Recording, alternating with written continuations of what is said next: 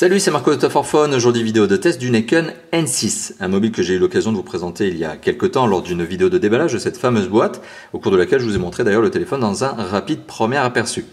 Aujourd'hui, on est bien sur la vidéo de test, une vidéo qui va se découper en deux grandes parties. Une première partie va porter sur le matériel, donc à savoir l'esthétique, l'image, le son, la connectivité, les performances. Et une deuxième partie va porter sur le logiciel, à savoir le système d'exploitation et plus largement l'usage que l'on peut avoir de ce téléphone. À la fin de ces deux grandes parties très classiques chez Top 4 Phone, on aura l'indispensable conclusion au cours de laquelle on se dira si oui ou non il faut acheter le Nikon N6. Et justement, je vous parle de l'achat. Eh bien, quel est son prix à ce fameux mobile?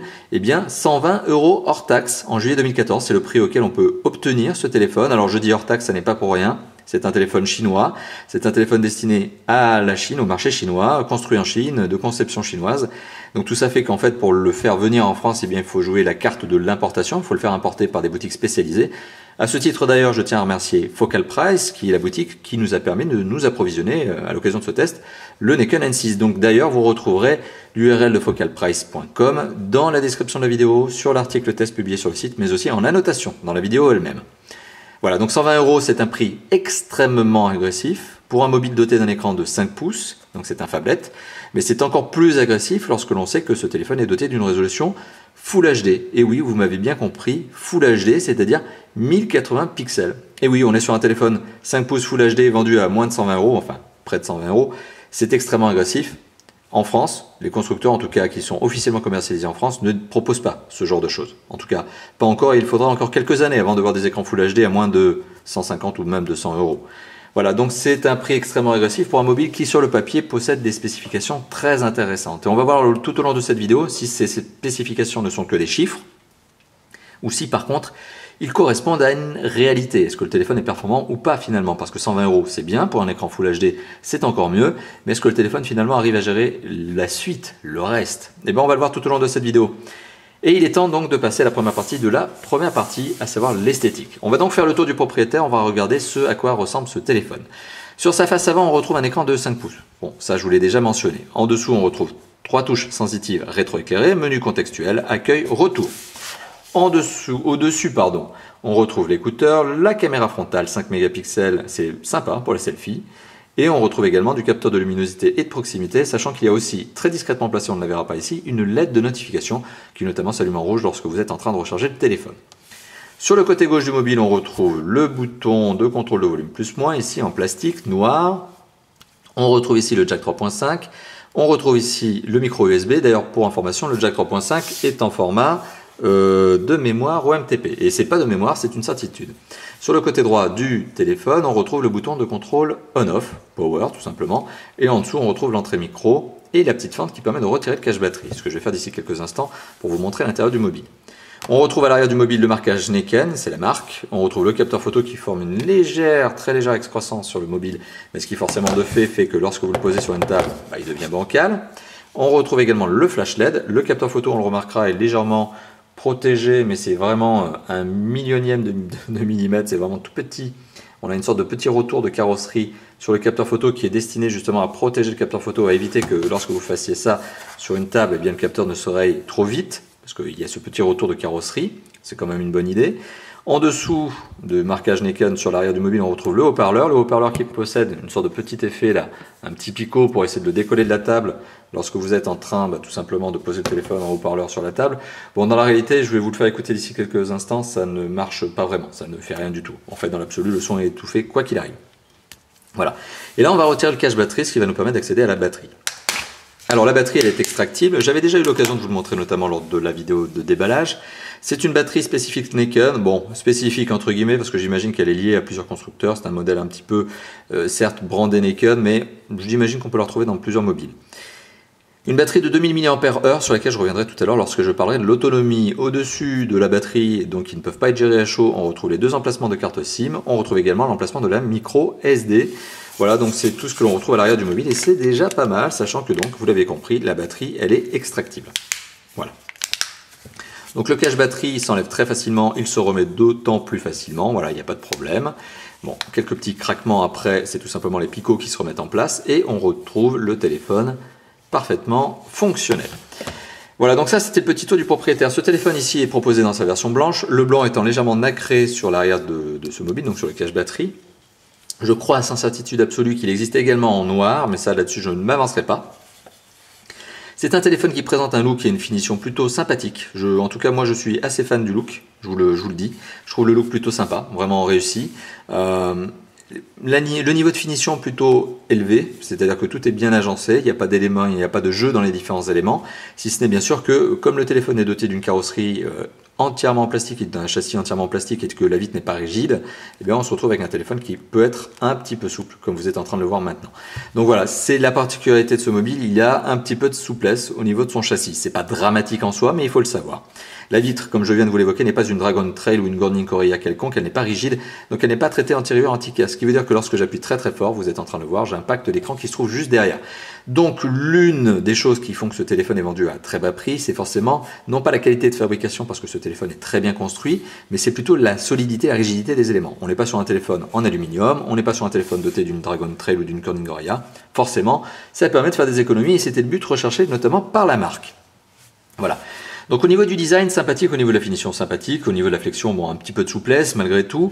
Des dimensions qui restent raisonnables, 14 cm de long, 7 cm de large, on est sur un phablette, je le rappelle, et 1 cm d'épaisseur. C'est peut-être aussi l'épaisseur qui est un peu particulière, qui donne à ce téléphone le sentiment d'être un peu mastoc. Finalement, quand on le prend en main, il se prend parfaitement en main, on arrive à l'utiliser encore avec une seule main, là-dessus n'est pas le problème, mais c'est un téléphone qui donne ce sentiment un petit peu de mastoc en raison de cette épaisseur de 1 cm, là où certains concurrents arrivent à amincir légèrement leur téléphone à 0,9, 0,8 cm. Là, on est sur un téléphone qui donne ce sentiment un petit peu plus mastoc que les autres sans que ce soit désagréable en soi, puisque ça donne finalement un faux sentiment de solidité. Alors le poids par contre, il est tout à fait dans la bonne norme, 132 grammes, c'est un poids tout à fait raisonnable pour un mobile de cette catégorie, de ces dimensions. Voilà, donc côté design, je viens de vous en parler, plutôt satisfaisant. Le bilan est plutôt positif, c'est pas bluffant comme design, c'est pas le plus classe des téléphones de la planète, mais malgré tout, il y a de la recherche de design, la finition est bonne, c'est bien fait. Alors il est temps de passer à l'image et au son. Alors forcément pour l'image, vous allez vous en rendre compte, on est sur un écran Full HD. Un écran Full HD doté d'une bonne luminosité, il faut savoir que là, à l'occasion de ce test, je suis à 80% de luminosité. En général, j'utilise des téléphones à 50%. Pour justement ne pas avoir de biais au niveau de mon analyse. Il faut savoir que ce téléphone a une bonne luminosité. Là où certains concurrents, je dois les pousser notamment à 100%, donc au maximum de la luminosité pour avoir une vraie qualité d'image, une vraie sensation, un vrai confort. Là pour le coup, on a une vraie luminosité, ce qui fait qu'effectivement, on n'est pas obligé de le mettre à fond pour voir correctement l'image. Au niveau des angles de vision, on est sur un résultat qui reste satisfaisant également. Vous voyez, je suis en train de pousser le téléphone de biais et vous êtes quand même en train de regarder l'image qui est dedans. Donc on a encore des bons angles de vision. Côté couleur, contraste, luminosité, donc on n'est que sur du très bon. Alors, aussi petite parenthèse, donc on est sur un écran de 5 pouces, Full HD, donc c'est 1920 pixels par 1080 pixels de côté. On est donc sur un écran qui est doté d'une densité de pixels de 441 ppp et 441 ppp, c'est le niveau d'un LG G2. Donc on est sur un téléphone qui est doté d'un écran très haut de gamme. Vraiment très haut de gamme, pour un prix, encore une fois de plus, de 120 €. Donc c'est presque hallucinant le prix auquel on arrive à retrouver ce téléphone avec un écran Full HD. Alors il est temps de lancer une petite vidéo pour vous montrer un petit peu la qualité de design et puis au passage le son.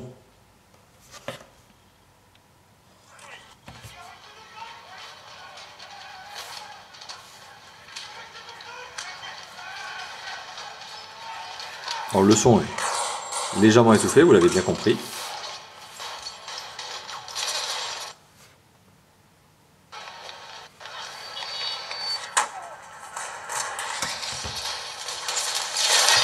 Donc vous l'avez compris, le son a été étouffé lorsque je pose le téléphone sur la table. Voilà. Mais l'image est propre, l'image est belle, et là on est sur une vidéo qui est une vidéo 1080p, donc qui exploite la totalité de la résolution du mobile. L'image reste, pour cette vidéo, tout à fait fluide. La qualité d'image, vous la voyez, elle est tout à fait satisfaisante. Voilà.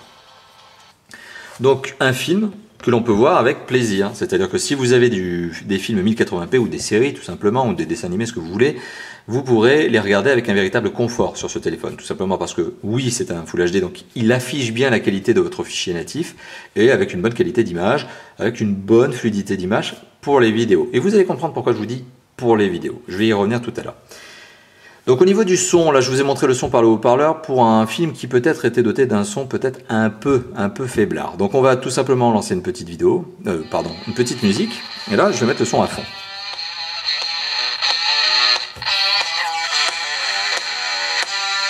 Donc le son proposé par le Necon N6 est tout à fait satisfaisant, plutôt clair, il n'y a pas de grésillement, et on est sur un son qui est plutôt puissant, mais de fait qui sera étouffé lorsque je pose le téléphone sur une table.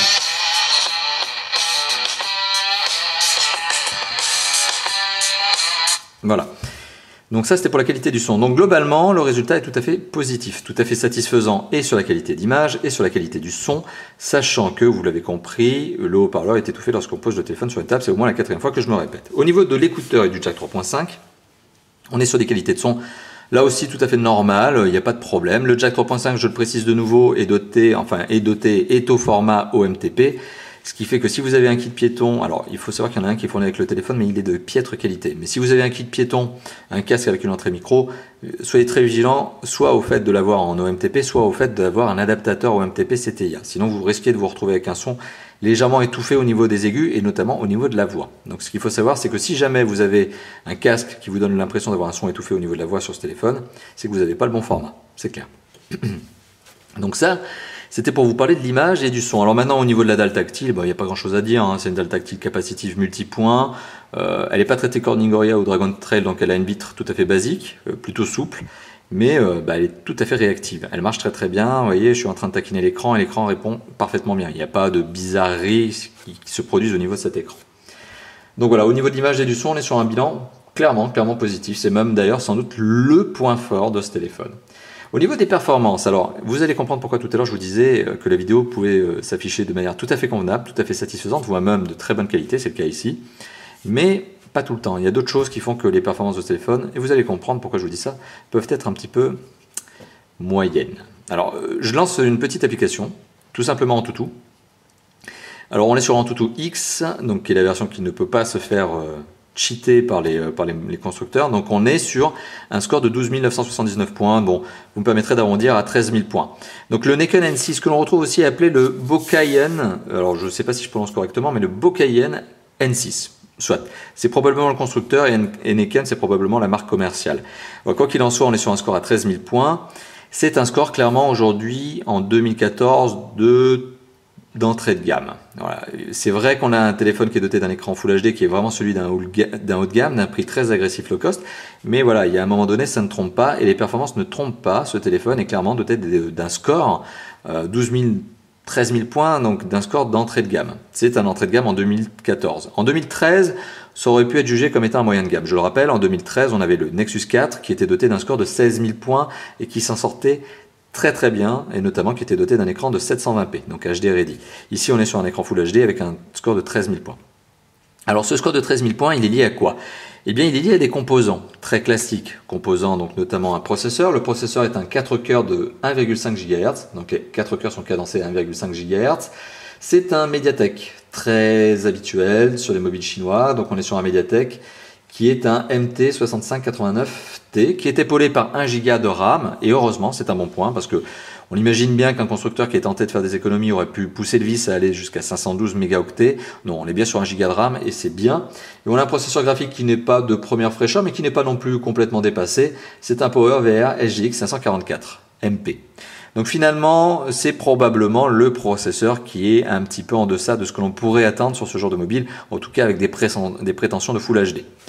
Voilà, alors pourquoi je vous dis tout ça? Parce que forcément, lorsque l'on veut jouer à du jeu vidéo, eh bien le téléphone est extrêmement sollicité. Alors vous allez le voir, là je vais lancer Asphalt 8, vous allez voir que le téléphone en mode graphisme élevé peut avoir parfois certaines saccades. Parce que tout simplement, les composants du téléphone sont peut-être un peu limités, comme vous l'avez compris, pour faire tourner les gros jeux 3D avec plein d'éléments graphiques. Donc là, vous le voyez, je suis en qualité graphique élevée, donc je ne suis pas en train de vous raconter n'importe quoi. En mode très faible, forcément, il n'y a aucun problème pour ce téléphone, il fonctionne à merveille, mais en mode élevé, on est peut-être sur quelque chose qui subit quelques ralentissements. Vous allez voir, là je lance la vidéo. Alors, c'est pas notable tout le temps, hein, il faut être franc. La plupart du temps, ce téléphone s'en sort très bien. On arrive à avoir... je vais peut-être baisser le son là, parce que ça bugle un peu. On arrive quand même à avoir un téléphone qui est capable de jouer à des jeux 3D, et la plupart du temps, ça se passe bien. même avec des niveaux graphisme élevés, mais on peut sentir un petit phénomène de saccade, et ce qui est en fait ni plus ni moins que le symptôme du low frame rate. Donc c'est un nombre d'images par seconde bas, parce que tout simplement le téléphone a du mal à afficher autant d'images avec autant d'éléments, avec des processeurs, avec des performances un petit peu modestes. Voilà. Donc là encore ça passe, on est sur un jeu qui arrive encore à fonctionner, il n'y a pas de ralentissement vraiment notable.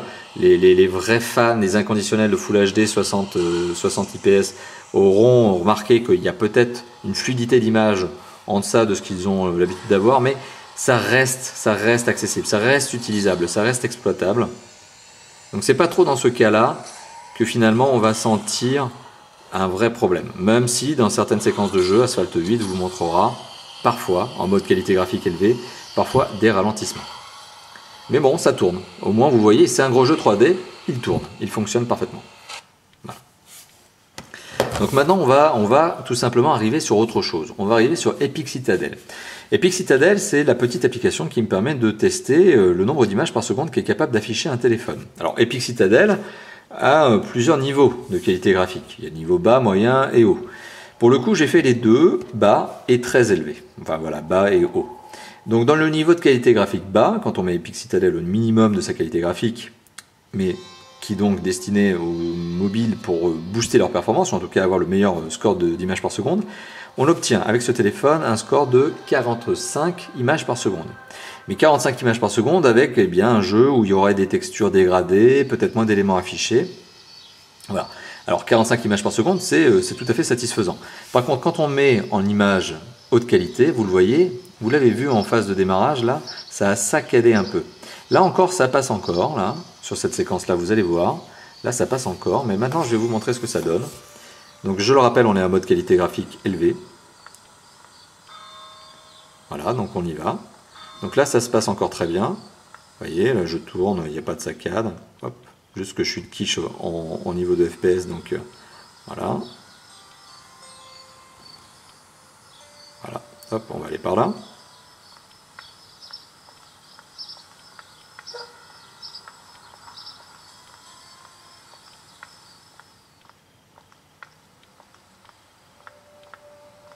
Voilà, là vous sentez ce petit ralentissement qu'il y a là?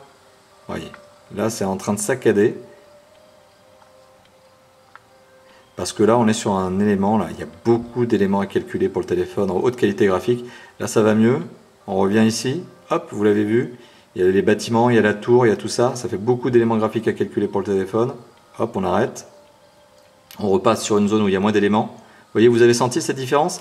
C'est typiquement ce qui peut se passer avec des gros jeux 3D lorsque vous les mettez en haute qualité graphique. C'est-à-dire que les zones où il y a peu d'éléments à calculer, nickel, 1080p, ça passe parfaitement.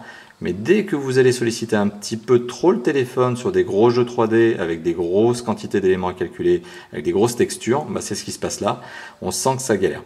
Alors là, je viens de sortir de Epic Citadel. Alors encore une fois de plus, je vais enfoncer le clou. Comme je vous l'ai dit, en mode qualité graphique élevée, ça rame. En mode qualité graphique basse, forcément 45 images par seconde, c'est largement suffisant. Donc on a l'impression d'avoir une image fluide.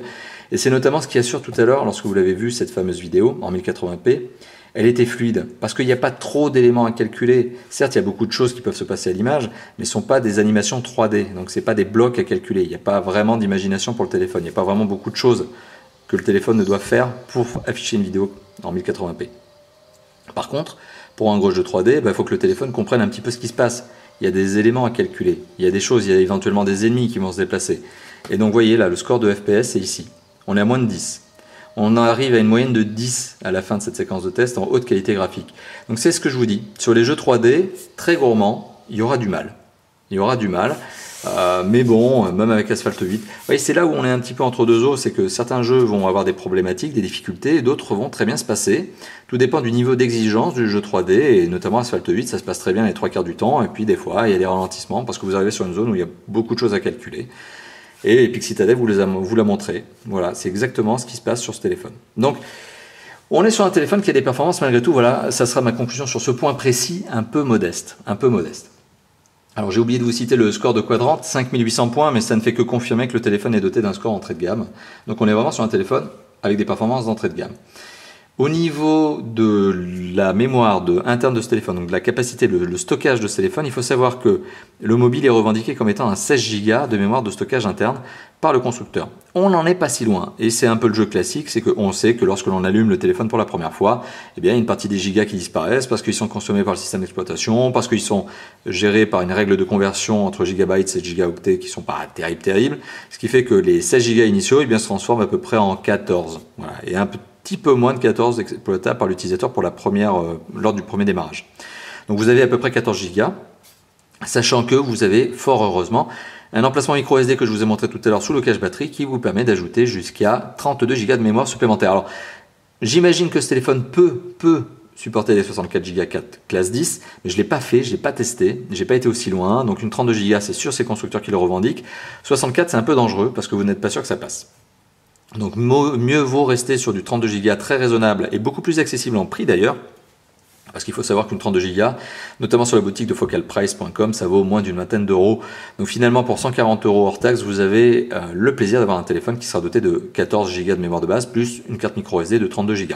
Ce qui ne me semble pas être l'investissement le plus déraisonnable qui soit. Vous me connaissez, hein. Trouver une 32 Go sur un téléphone qui est doté d'un emplacement micro SD, je trouve ça même presque logique. Surtout sur ce type de téléphone où on a envie d'avoir des vidéos, des MP3, etc. Voilà, donc là je vous ai parlé des performances, il est temps de passer maintenant à la connectivité. Alors la connectivité de ce téléphone, elle est satisfaisante, mais elle est typiquement chinoise. Vous allez comprendre pourquoi je dis ça. Alors on est sur un téléphone qui est un GSM, donc fonction téléphonique même de base, qui est un quadriband. Donc c'est un téléphone que vous pouvez amener avec vous partout dans le monde, il émettra et recevra les appels et les SMS aussi, c'est pas le problème. Au niveau du web mobile, on est sur un téléphone qui est un 3G, certes, 3G+, mais qui est doté uniquement de la fréquence 2100 MHz. Alors, ça a l'air de rien comme ça, mais il faut savoir qu'en France, on utilise deux normes. On utilise la 900 et la 2100, ce qui fait qu'il y a des antennes qui ne sont qu'en 900, d'autres qui ne sont qu'en 2100. Et ce téléphone est en fait configuré pour être un 2100 MHz et 850 MHz, ce qui fait que la fréquence 850 et 900, elles ne sont pas du tout compatibles. Elles ne se parlent pas, les deux. Elles ne s'apprécient pas. Donc quand vous êtes sur une zone où vous n'avez que des antennes de 900 MHz en France, eh bien ce téléphone ne les accroche pas, n'accroche pas ces antennes, donc incapable d'avoir de la 3G, donc vous serez en 2G. Donc ce qui fait que finalement, et c'est un peu le mal de l'essentiel des téléphones de production chinoise et de conception chinoise, c'est que le téléphone n'est pas doté de la fameuse fréquence française 900 MHz. Et il y a une partie des antennes, mais c'est notamment généralement les antennes hors grande ville. Et c'est notamment hors grande ville que vous allez avoir des problèmes de 3G avec ce mobile. Eh bien, voilà, vous n'allez pas pouvoir accrocher les antennes et la 3G. Bon, vous m'avez compris, fréquence 2100 et il manque la 900 pour être totalement à l'aise en France. Pour le reste, par contre, mis à part le NFC, qui n'est pas présent, donc on a tout. On a du Wi-Fi, on a du Bluetooth, on a du AGPS, donc fonction GPS avec la localisation affinée grâce aux antennes cellulaires et aux bornes Wi-Fi. Donc vous allez le voir, hein. Là le téléphone ne va pas galérer, il va me retrouver directement. Donc là n'est pas le problème, le GPS marche parfaitement. Et pourtant on est en intérieur, hein. Donc heureusement il y a les bornes Wi-Fi, il y a les antennes cellulaires qui permettent d'accroître la position, d'accélérer sa rapidité, y compris en bâtiment. Voilà, donc on est sur un téléphone qui est bien connecté. Il y a en plus un double emplacement de carte SIM, je le rappelle, oui, c'est un double SIM, c'est un point supplémentaire. Et à côté de ça, il est jack 3.5, format OMTP, micro SD, ça je vous l'ai dit, 32 Go. Et il a aussi une radio FM, puisqu'il a le tuner FM, mais ce dernier nécessite que vous branchiez le kit piéton en guise d'antenne. Voilà, mais il y a aussi un tuner FM. Donc au niveau de la connectivité, on va dire qu'on est sur un bilan plutôt satisfaisant. Si on fait abstraction notamment de la fréquence 900 MHz qui manque pour la 3G et du NFC, mais bon, le NFC franchement on l'utilise pas du tout, c'est une norme qui aurait pu avoir du succès mais qui a été très mal jugée, très mal jaugée, très mal exploitée par les constructeurs et notamment les accessoiristes. Moi la NFC personnellement sur mes propres mobiles, je dois l'utiliser 2 fois par an et encore. Donc voilà, le NFC c'est pas forcément le truc qui est le plus utilisé, au contraire. Donc voilà, ce qui manque vraiment c'est cette fréquence de 3G sans que ce soit dramatique. Si vous êtes en grande ville, si vous êtes hors grosse agglo, Paris, Lyon, Bordeaux, Marseille, etc., donc les grandes villes françaises, et que vous allez un peu plus dans les milieux ruraux, alors vous aurez peut-être un petit peu plus d'insatisfaction au niveau de l'accroche 3G, c'est presque sûr. Voilà, donc ça c'était pour vous parler de la connectivité en tant que telle. Il est donc temps maintenant de parler du système d'exploitation, et vous allez voir que somme toute, ça va être relativement rapide. Alors les amateurs, les avisés l'auront reconnu, on est sur un Android. Alors on est sur un Android quoi? Eh bien on est tout simplement sur un Android 4.2.1, comme je vais vous le montrer tout de suite en allant dans à propos du mobile. Ici, 4.2.1, pardon. Donc c'est bien un Android 4.2.1 Jelly Bean. Il est absolument pas surcouché. La seule chose que l'on retrouve dans ce mobile, Vous voyez, les icônes sont vraiment les icônes de base, les applications sont les applications de base, il n'y a rien. C'est vraiment Android pur, Android stock. Et bien la seule chose que l'on arrive à retrouver, c'est des fonds d'écran. Comme vous l'avez vu, il y en a un là qui est placé avec des pingouins sur une banquise. Bon, avec le réchauffement climatique, je suis pas sûr qu'il y en ait pour encore longtemps. Mais voilà, il y a effectivement ce genre de choses. Voilà, c'est des petits fonds d'écran supplémentaires qui sont des photos Full HD. Donc ça permet d'exploiter à fond la résolution de son mobile et d'avoir quelque chose de plus classe. Voilà, et après on peut le changer assez facilement.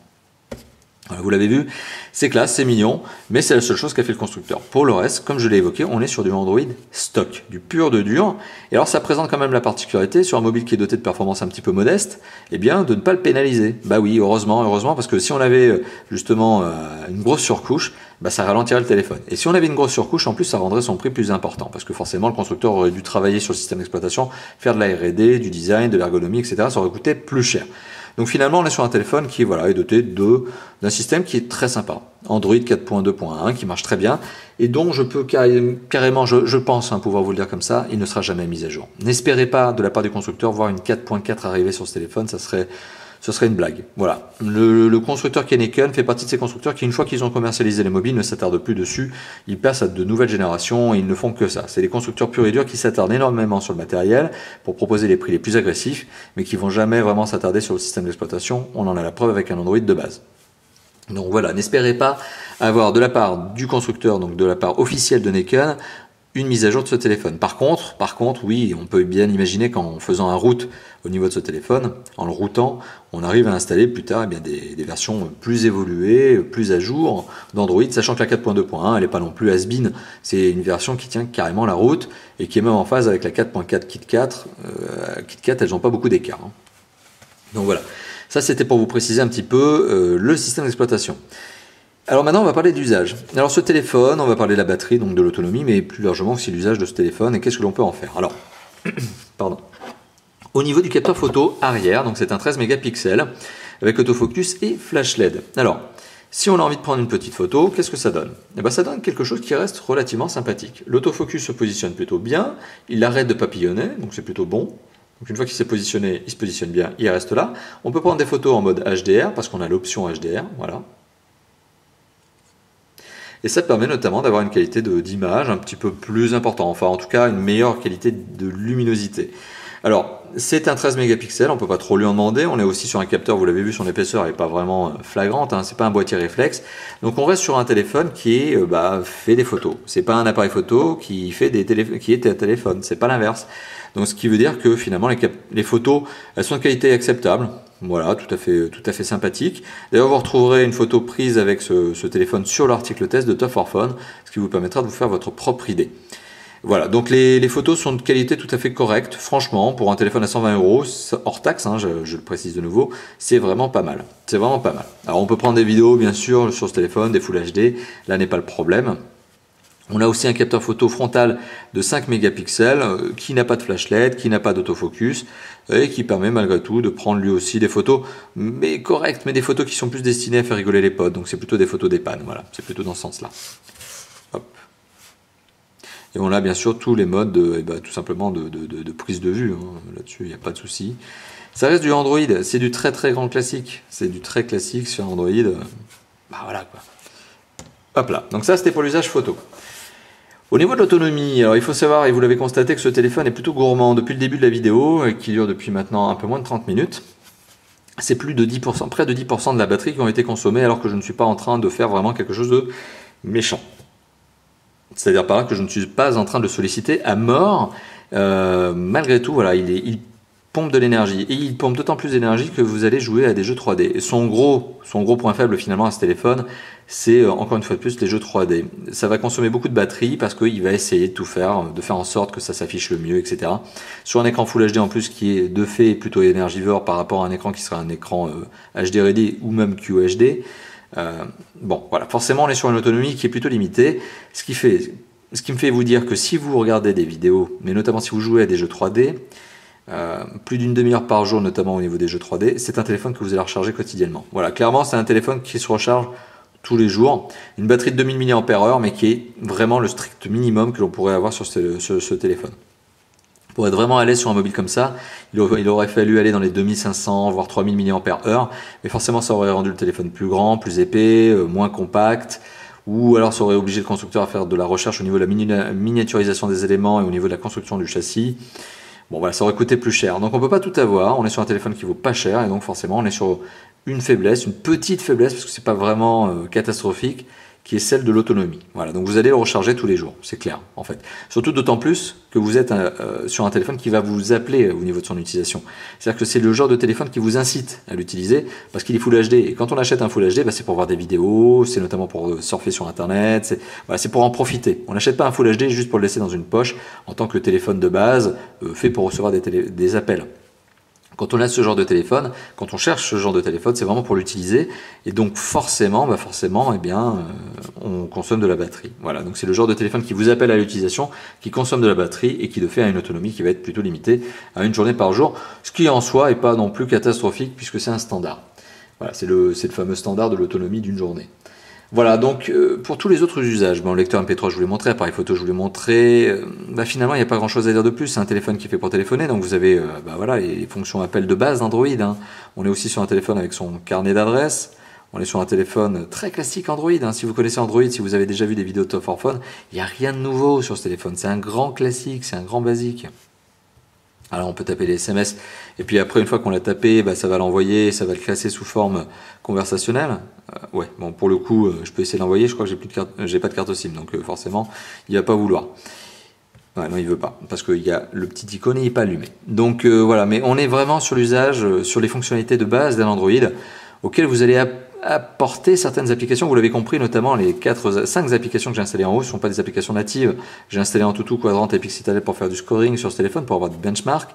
J'ai installé Asphalt 8 pour faire du test de jeux vidéo. Et j'ai installé VLC pour tout simplement lire les vidéos, parce que de base, il n'y a pas de lecteur vidéo convenable sur ce téléphone. Il y a Google Play Films, il y a Play Films, mais c'est pas fait pour. Donc voilà, j'ai dû installer VLC et c'est une bonne application gratuite qui marche bien. Donc vous voyez, au niveau de l'usage, c'est un téléphone qui répond à tous les usages. Voilà. Donc globalement, c'est ce que je peux dire sur ce point-là. Donc il est temps de passer à la conclusion et de vous dire qu'est-ce que je pense de ce mobile. Bon, mauvais, est-ce que je recommande à l'achat ou pas? Eh bien, est-ce que c'est un bon mobile? Oui, clairement c'est un bon mobile. Le seul point de vigilance, parce que c'est pas de l'insatisfaction, c'est quand même sur les performances et notamment sur le processeur en lui-même et sur le fait que pour des jeux 3D, gros jeux 3D, il peut avoir du mal. Il y aura un système de phénomène de saccade, vous l'avez vu avec Epic Citadel. Avec Asphalt 8, c'était quand même beaucoup moins marqué. Et pourtant on était en qualité graphique élevée. Voilà, donc il y a des jeux 3D qui permettent notamment Asphalt 8 de dégrader la qualité graphique pour avoir plus de fluidité au niveau de l'image, etc. Voilà, donc finalement c'est un bon mobile si on fait exception de ce processeur qui est peut-être un peu sous-dimensionné tout de même pour ce téléphone. D'un autre côté, je le rappelle, c'est un téléphone, et il faut vraiment le marquer, qui vaut 120 € hors taxe, hors frais de port. C'est extrêmement agressif pour un téléphone de cette catégorie-là. C'est-à-dire que ce téléphone, même en rajoutant la TVA, donc 20%, même en rajoutant les frais de port, vous allez vous en sortir pour 160 à 170 €. Donc c'est extrêmement raisonnable pour un mobile de cette catégorie avec un écran Full HD qui s'en sort très bien. Au niveau de la connectivité, c'est aussi un petit point d'insatisfaction, c'est la fréquence 900 MHz. Mais d'un autre côté, ce téléphone n'est pas destiné à la France, il est destiné à la Chine. Donc on ne peut pas en vouloir au constructeur d'avoir sorti un mobile qui est 3G mais 2100 MHz seulement. Voilà, donc grosso modo, finalement, il n'y a pas beaucoup de points négatifs sur ce mobile. Il y a des petites concessions. Il n'y a pas de points négatifs. Il y a une petite autonomie, bon, quotidienne, donc c'est du grand classique finalement. Des vitesses, un processeur un peu lent, un petit peu sous-dimensionné, mais non plus pas catastrophique parce que le téléphone arrive à s'en sortir parfaitement. On a une connectivité 900 MHz qui manque un peu, c'est dommage, bon, mais c'est pas non plus catastrophique parce qu'on a la 2100, donc si vous êtes en usage urbain, vous le sentirez jamais. Voilà, donc c'est un peu le mobile des concessions parce que pour 120 €, je le rappelle, on a quand même un écran Full HD de dingue qui rend très bien. On a 16 Go de mémoire embarquée, emplacement micro SD, double carte SIM. On a aussi de la radio FM, notamment en tuner. On a toutes les connectivités qu'il faut, sauf la NFC, bon, ça on s'en fout. Et puis on a Android 4.2.1 qui marche parfaitement bien. Donc vous voyez, il y a quelques mini concessions à faire pour un téléphone qui est vendu à un prix extrêmement agressif. Donc ce qui fait qu'en termes de rapport qualité, performance, prix, pour moi c'est du très bon. C'est du très bon. Alors par contre, je vais être franc avec vous, c'est un mobile de geek. C'est un mobile de geek, comme je peux en être un par exemple, comme vous en êtes peut-être un. Voilà, ces fameux geeks, nous peut-être, qui sommes incités à chercher le meilleur rapport qualité-prix, performance-prix, à aller chercher sur le web, à ne pas hésiter à acheter sur une boutique chinoise, bon, bien que maintenant il n'y ait pas vraiment beaucoup de risques si on choisit bien son partenaire, sa boutique. Mais voilà, c'est vraiment le mobile pour celui qui en veut, qui va faire l'effort de le chercher. Après, si on n'a pas envie de faire de l'effort, bah forcément on va prendre des téléphones qui valent 300, 400, 500, 600 euros pour avoir du Full HD et vous allez l'acheter en boutique classique et puis voilà, c'est tout. Mais quand on a envie d'avoir un mobile à bon rapport qualité, performance, prix, bah c'est sûr, voilà, on est un peu geek. Si vous regardez ces vidéos, les vidéos de Top 4 Phone, bah c'est probablement parce que vous êtes aussi sensible à la technologie, au mobile, au smartphone, comme moi, vous êtes peut-être passionné aussi par le smartphone et donc forcément, bah, ce mobile vous appelle, voilà, il vous intrigue et ben voilà, vous faites probablement partie de ceux qui, comme moi, n'ont pas peur d'aller faire de l'effort, de chercher la bonne affaire. Et voilà, et tout simplement sur notamment la boutique de Focal Price, que je recite de nouveau, focalprice.com, qui nous a permis de nous approvisionner ce téléphone à moins de 120 euros hors taxe, hors frais de port, donc ça fait dans les 170 quand on ajoute le tout.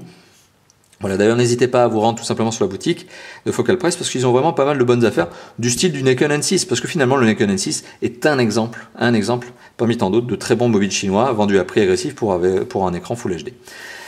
Voilà donc mon sentiment clairement positif sur ce téléphone. D'ailleurs je crois lui donner 4 étoiles sur 4, 3 étoiles et demie sur 5 pardon, 3 étoiles et demie sur 5 sur le score qui est fait sur notre site Top 4 Phone, d'ailleurs sur l'article de test, donc vous aurez la notation exacte sur le site, sur l'article.